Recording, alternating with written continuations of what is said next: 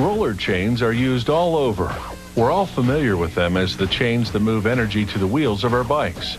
But roller chains also transfer energy in industrial and agricultural machinery. They really keep things moving, and without them, a lot of important equipment would be powerless.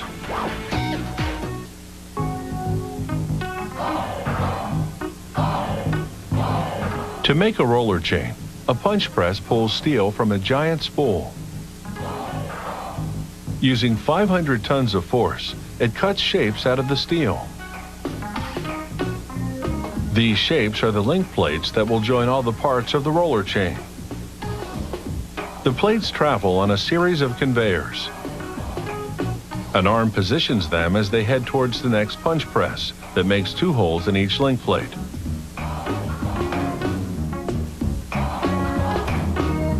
A worker then pours them onto a tray and spreads them evenly across it.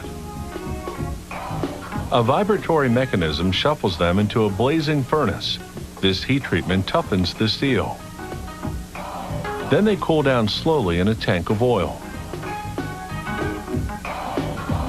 After that, they go for a tumble in the washer to get rid of the oily residue. Meanwhile, another machine uncoils some steel to make bushings or sleeves for the chain pins. The blade slices the material to the correct length. Then mechanical arms fold the steel around a mandrel. Here's the action in slow motion. In real time, it all happens faster than you can blink an eye.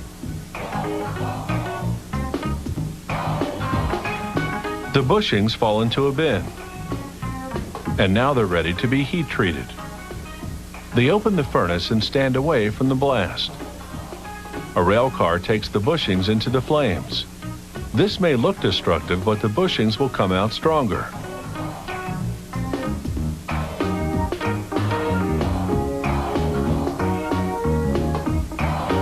Now it's time to make the pin that will hold everything together. This machine shoves a steel rod into a jig and a saw cuts it to size, which varies depending on the chain it will be used for.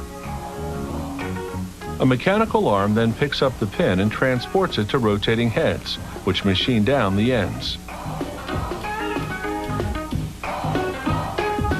The pins then travel across a grinding wheel, which reduces them to a specific diameter. Next, they go through a wash cycle. A special mix of lubricant and solvents rinses away the residue from the grinding. These are the pins before and after grinding. Now it's time to put the pieces together. This is a breakdown of what happens at a blurring pace on the assembly line. The link plates and bushings go into an assembly device. A ram presses them together. They remove them and place 2 more link plates in the device. They position rollers on top of them and slide the bushings and link plate assembly into place. They press fit it all together. And now they have links for the roller chain.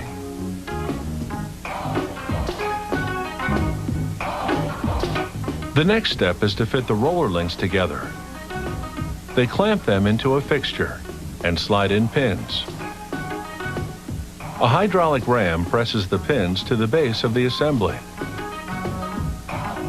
Then they connect the pins with another link plate and press it in place.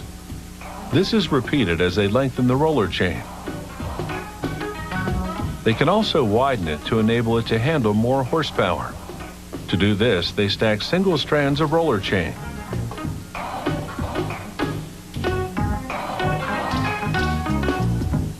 They use longer pins to hold all the layers together. Again, a fixture holds it in place while the ram does its work.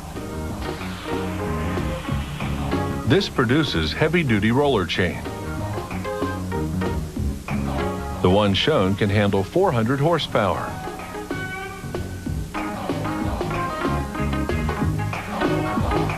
Finally, they lower the roller chain into a vat of hot grease to lubricate the joints. And that's the end of the production process for the roller chain.